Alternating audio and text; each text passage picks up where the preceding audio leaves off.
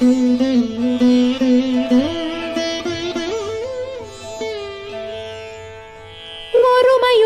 நினது திருமலரடி நினைக்கின்ற உத்தமர்த்தம் உறவு வேண்டும். உள்ளொன்று வைத்து புறமொன்று பேசுவார் உறவு கலவாமை வேண்டும்.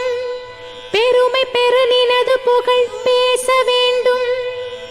பொய்மை பேசாதிருக்க வேண்டும்.